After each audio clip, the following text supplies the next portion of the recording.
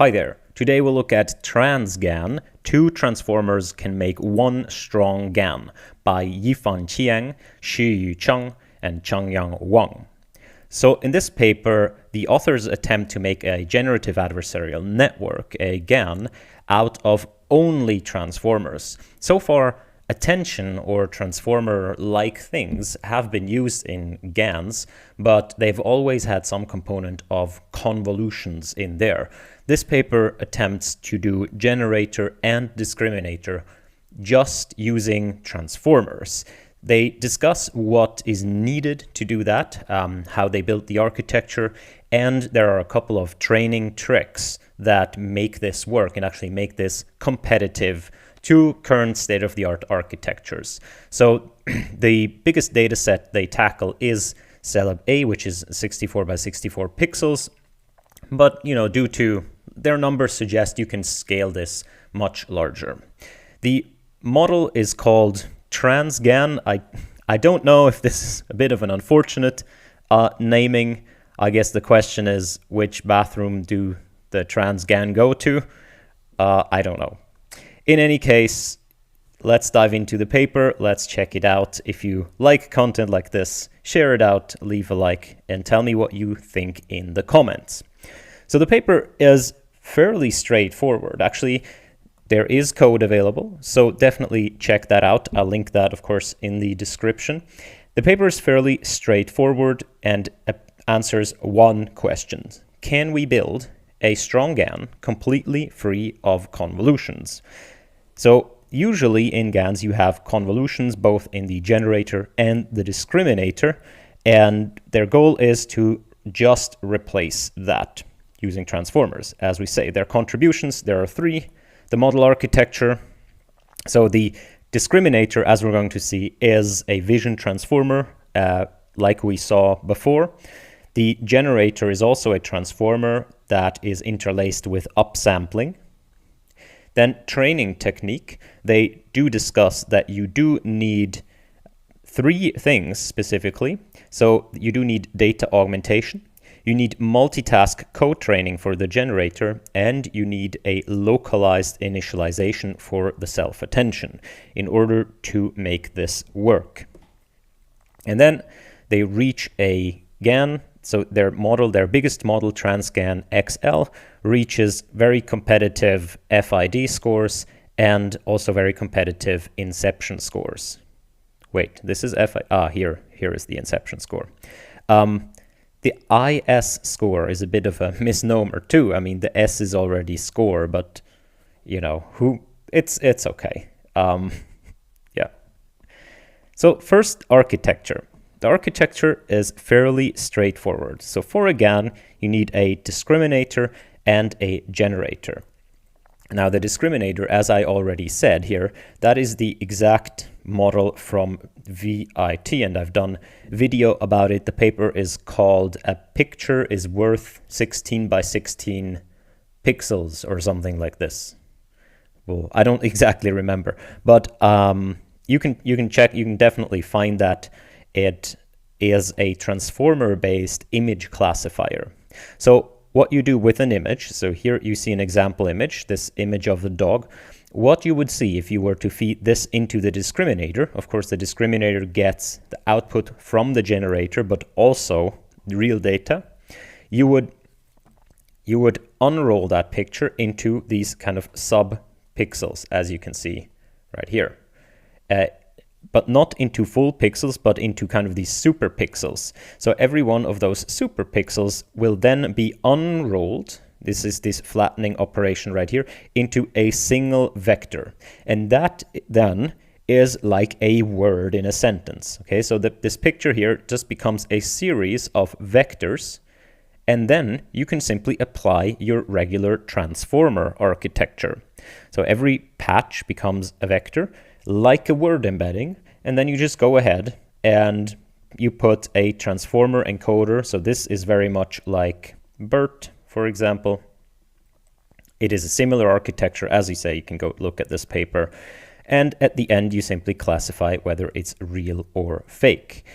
You do have to add position encodings because, lacking the convolutions, the transformer has no idea where in the picture a given thing appears, because it is not a sequential architecture, it's actually a set transformation architecture.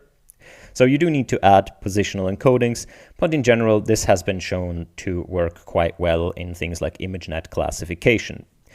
On the generator side, it is very similar, but a little bit different. So here, what you need to achieve are, of course, are these 32 by 32 by 3 pixel image, right? That's at the end. You need to achieve that. Now, you can't just go the reverse from over here and somehow try to predict these patches, because that, I guess, that is just too, if you predict these patches as such, like independent patches from each other, the borders would never match up. In a discriminator, this does not matter, because you don't need to construct the image, you simply need to classify it. But if you need to generate images, it doesn't look good if you have these borders here where things don't match up. So you will actually need to produce an image that is in the size that you require. So in this case, 32 by 32, and of course 3 color channels. So the way they achieve it is by this upsampling architecture. The problem with transformers, of course, is they do require quite a bit of memory and also compute, because the attention mechanism basically connects every single token with every single other token in each transformation. In this case, they connect every pixel to every other pixel. Now, if you were to do this for many, many layers, that is going to be 32 squared in this case, memory requirements. Pretty quickly, you will run into problems. So what they do is they have intrinsic upscaling of their dimensions. What does that mean? So at the beginning, you have like some noise input, and you have a little MLP generating the initial sequence. Now, the initial sequence is going to be 8 by 8 by number of channels. You can see there are also position encodings right here. So your noise generator essentially creates an 8 by 8 grid. Okay. Let's say, for the sake of argument, we create a 2 by 2 grid instead of an 8 by 8 with a number of channels. So here is the number of channels to the back. You want to unroll those into 4 vectors of these channels.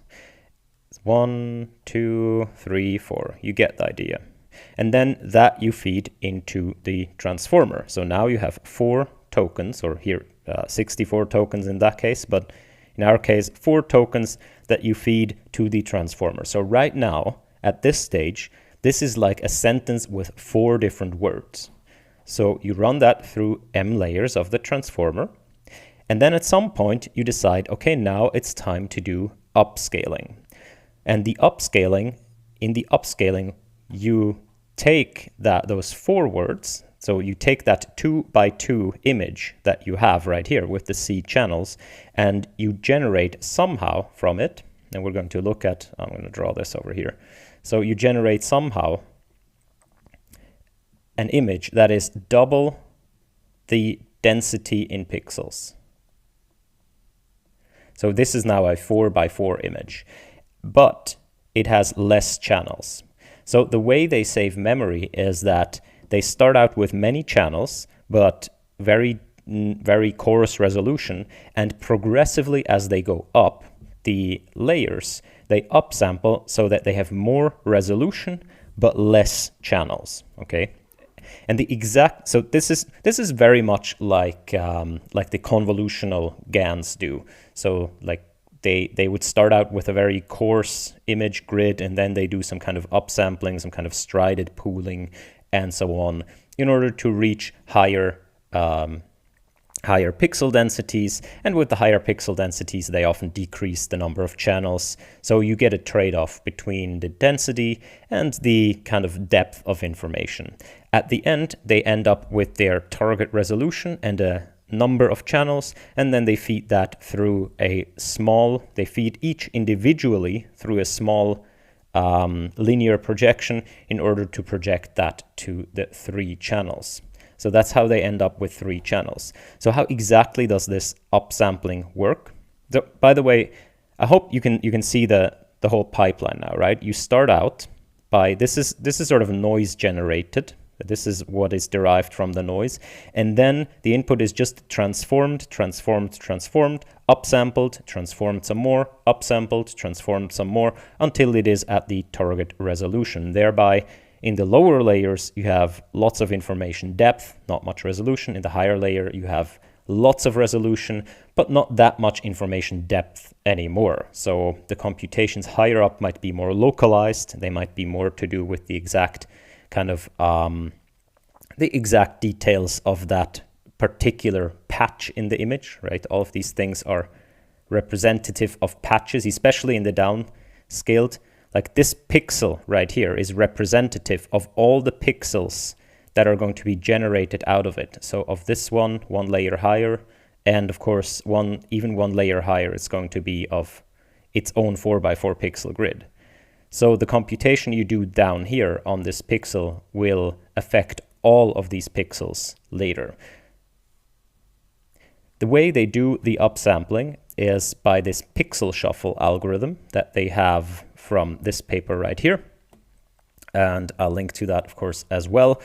So this is a paper that was, as I understand it, originally derived for convolutions, and it asked how can we do sort of convolutional operation on high-resolution images without having to do the compute for high-resolution images. And they figured out that if they had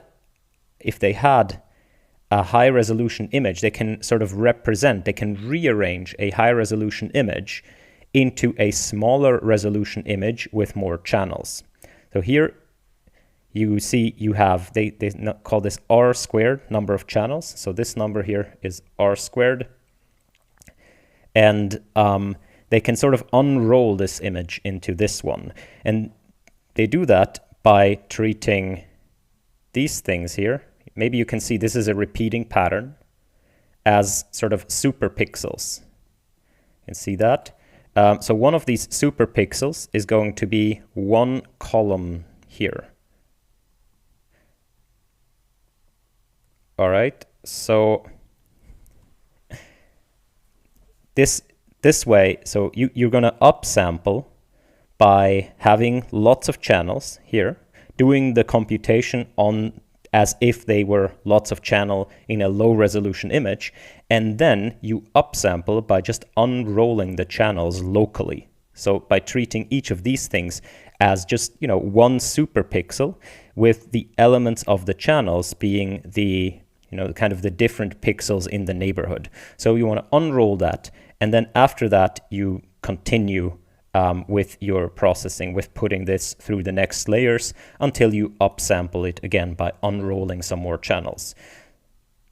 I hope that's clear. So you're going to start out with a lot of channels, because each time you unroll, you're going to lose some of them. You're going to trade off some of the channels, channel depth, for more resolution.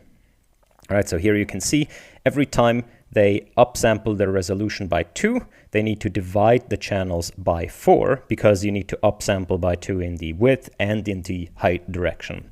Actually, it's not even necessary. You can totally choose this, because in the attention block, as you can see here, in the transformer block, you have this part which is the attention mechanism. And then you also have this part right here, especially this MLP here. It takes in each token of these. It takes that after it goes through the attention, after the whole thing goes through the attention. Each of the tokens is fed separately through the MLP.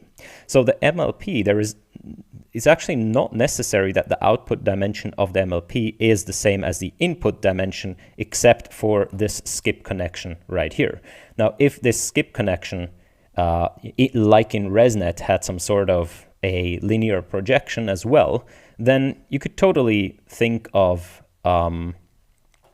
changing the dimensions here. Though I'm not even I'm not even sure. If you do the projection, isn't this just the same as the MLP with if you feed each individually? Maybe there's no point in having the skip connection at all. In any case, you could probably get around that, that requirement to have this exact number of channels. Nevertheless, that's what they do. So the generator is actually manageable memory-wise because it does this trade-off as it progresses up. It generates an actual grid in the resolution of the image with the required channels being a projection of the final channels here out of the transformer. Then it's fed into the discriminator. The discriminator immediately divides the image into patches, interprets each as sort of a token embedding, and then simply it adds positional encodings and then simply uses a transformer like BERT, and at the end you have this CLS token like you have in BERT, and that classifies real or fake. You can backprop through the whole architecture, and that's a GAN for you. So that was the architecture part. And now, so they do a lot of good ablations where they say, okay, so we have a generator and the discriminator. What if we have kind of this auto GAN is one of the things they compare with. So what if we do that? And then what if we just replace the generator with the transformer? What if we just replace the discriminator? So they find out that they can replace the generator just fine. And that even gives competitive performance as soon as they, transfer the discriminator to a transformer. That drops in performance. So in order to really make this work, they need some more tricks. They have 3 tricks. The first trick is data augmentation. They say data augmentation is crucial for Trans-GAN. And the type of data augmentation they do is also from a paper for data augmentation for GANs. It's this right here, differentiable augmentation for data efficient training. So the whole point is that your data augmentation, so the augmentation T right here, is a differentiable function. So data augmentation is things like cropping or changing the brightness, color jitter, rotating, and so on. So as long as that's a differentiable operation, you can use this technique right here, where you backprop through the augmentation. You can see right here in the generator update, you actually backprop. So the backpropagation happens through the T function, and therefore you get a much better signal. Plus, you get all the benefits of data augmentation. And the point they make in the Trans-GAN paper here is that given that transformers don't have this convolution, they don't have this locality bias built into their architecture, they need a lot more data. And we know that transformers, they work well if you have an abundant amount of data. And you can sort of get around having lots of data a little bit by using data augmentation. So they argue that data augmentation, it works for all GANs, but it helps a lot more in these transformer-based GANs because the transformers benefit better from having lots of data. Again, the story about transformers is pretty clear. I think if you have lots of data, they tend to work well because they're just a more general architecture. So here you can see in the different GANs, you can see that the augmentation, which is when the check mark here is, it helps sometimes. You can see not always. Sometimes here it does fairly well, but here in the Trans-GAN, you can see that adding data augmentation drastically improves the results and already gets these GANs into the ballpark of the state of the art. Not yet there. There's still a big difference, but it gets them in like target distance. So the second trick they have is this co-training with the self-supervised auxiliary task, and specifically they do super resolution. So where am I going to write this? So this here, it's a super resolution task, right? Super resolution. And what they mean by this is simply they, in addition to the whole GAN training, right? So here you have the data set. I know, beautiful. So the discriminator over here, the D, it gets images from the GAN, as you can see right here, and it also gets images from the dataset, right? And that's your main GAN loss. So here you have the discriminator loss, you backpropagate that through the GAN, you update all the parameters. What you also do is you take dataset images, you put them here as a target. So this is the target for the GAN. So the GAN needs to output something. And what does it get as an input? It gets this thing, but scaled down. So how am I going to say this? Big picture goes to small picture. Okay, so you take pictures from your dataset and you deliberately downsample them. You deliberately, you might even add some noise or something, but I guess they'd simply do lower resolution. So LR means low resolution. And then the task of the GAN is, from the low resolution input, predict.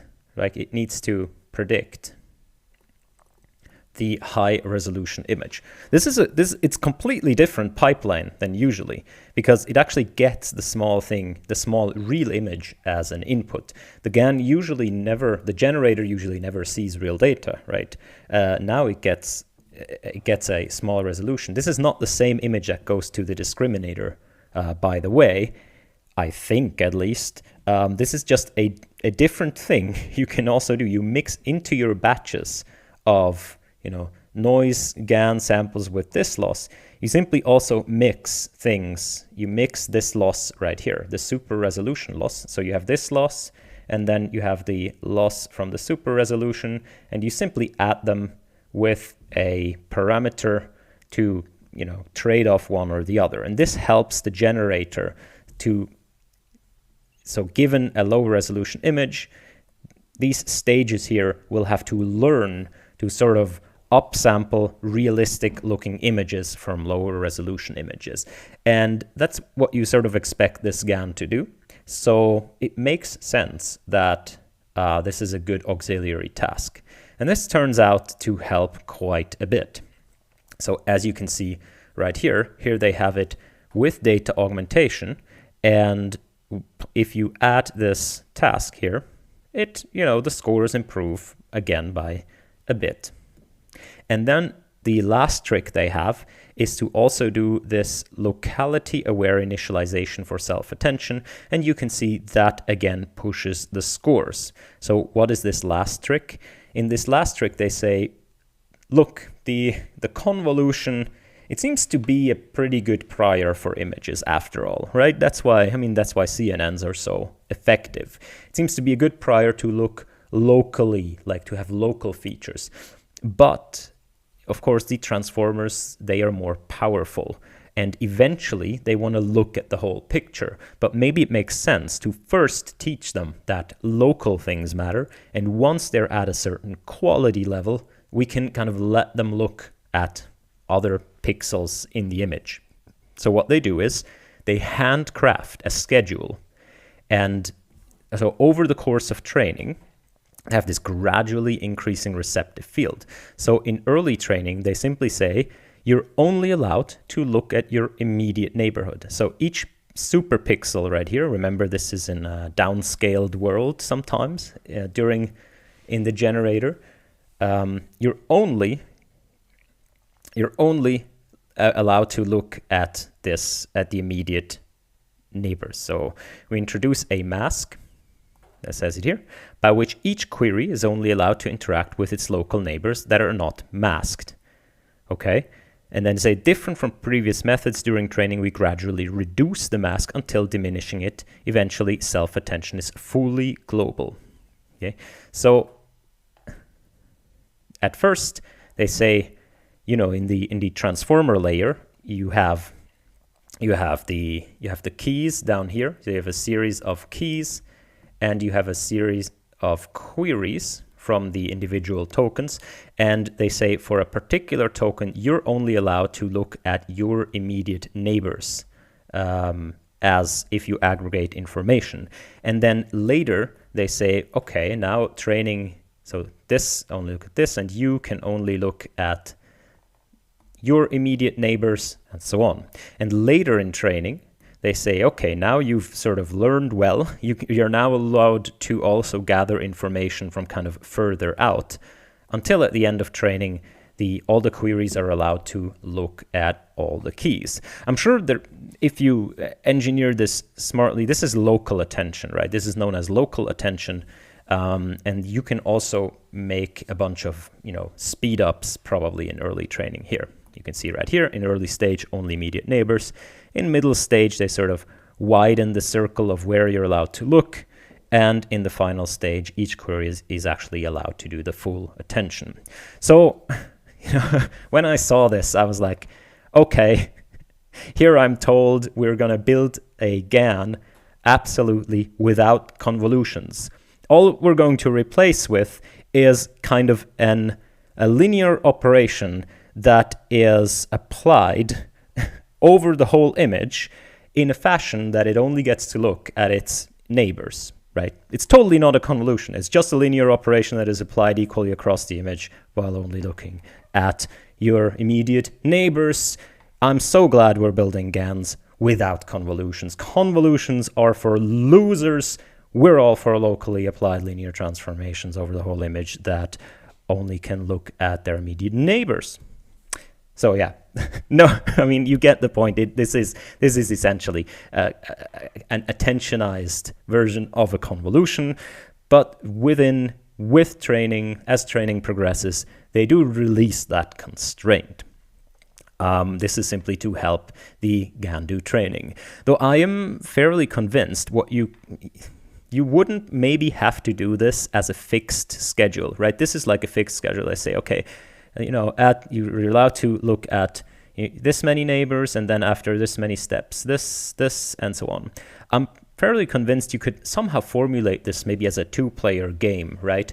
Like another GAN thing, or maybe another GAN thing, or sort of a self-play thing where the one player tries to sort of get the most information out of the neighborhood, and the other player tries to sort of constrain that player, but it only has a certain amount of budget and so on. I'm not sure. I mean, but you could probably do something smarter than simply a fixed schedule that is adaptive to the difficulty of the task. And you would also in turn lose a bunch of hyperparameters that you need to build this schedule over here. All right. The last thing they do after all the tricks is, of course, what everyone does best with transformers, and that's just scaling that thing up to many layers, many dimensionalities, and I don't know if they do a lot more data. Probably not in this case, but if you had more data, it would also work better. And thereby, they do reach scores that are state-of-the-art, or at least very competitive with state-of-the-art. So their Transgan XL model, as you can see here, for example, on CFAR10, they do reach very competitive scores, beaten only by StyleGAN V2.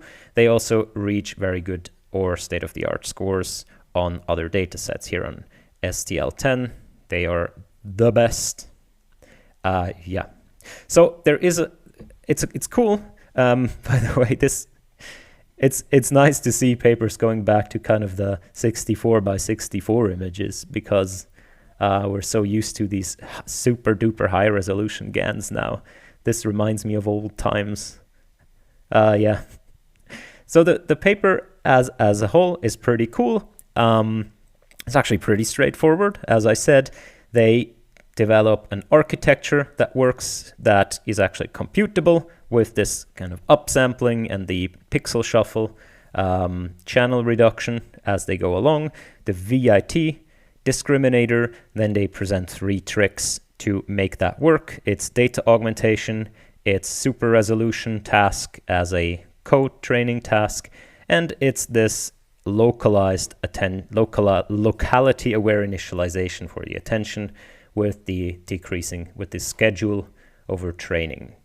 And finally, they scale that model up, and that gives them pretty well performing GAN. And it's only made of So it has no convolutions. Their goal isn't to use only transformers. Their goal is actually to use no convolutions. Yeah, that was it for me. Tell me what you think in the comments, and I invite you to check out the paper and the code. Bye-bye.